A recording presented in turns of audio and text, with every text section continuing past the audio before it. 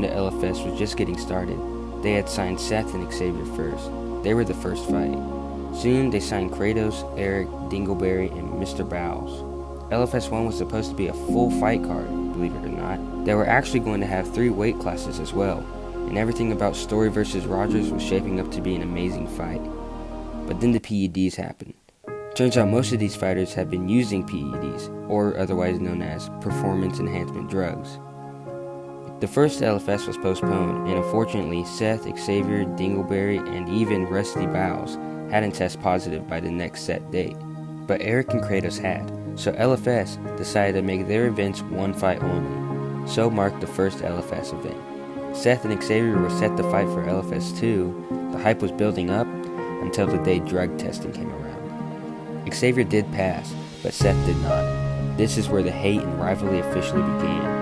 Seth claims he was innocent and had no idea that his drink was filled with PEDs. He was sponsored by Lime Hydration, and at this time, Lime Hydration was dealing with legal issues related to their ingredients. Xavier went on to fight Jordan Collins, and after his fight, he caught out Seth.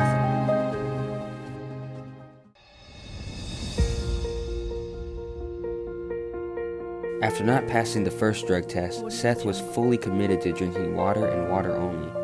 It would soon be announced that for LFS 3, Seth would be fighting Jacob Stapp. Many fans were disappointed. They were hoping that Storey vs. Rogers would finally happen, yet they were still extremely excited to finally see Seth in action. And after a very close fight, Seth won by decision. A controversial win, but a win nonetheless. Seth would end up taking to Instagram to share his feelings about his win and who he'd want to fight next. And you guessed it, Xavier Rogers. Xavier declined Seth's offer, stating that Seth was not worth his time, and that he'll take Seth once he becomes champion. Xavier's road to champ status was close, but due to his loss from DC in LFS 5, he would not go in to fight Kratos for the title. But you know who did? Seth Storey.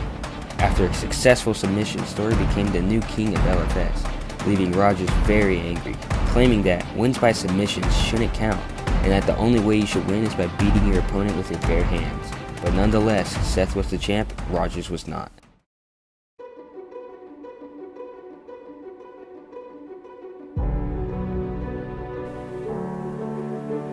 After a month hiatus, LFS 7 was officially announced, and many fans speculated that the main event was finally going to be Storey vs. Rogers.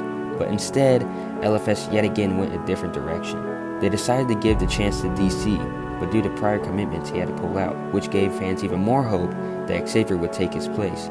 Except that spot went to Justin Schwartz, and after a surprising TKO, Seth retained his title. Xavier happened to be at the LFS 7 event. There was beef, but they both kept it together.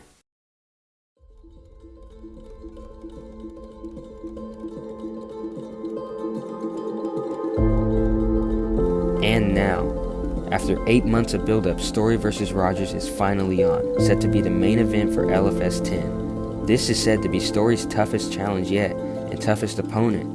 Tune in March 29th to see Greatness challenged for a second time.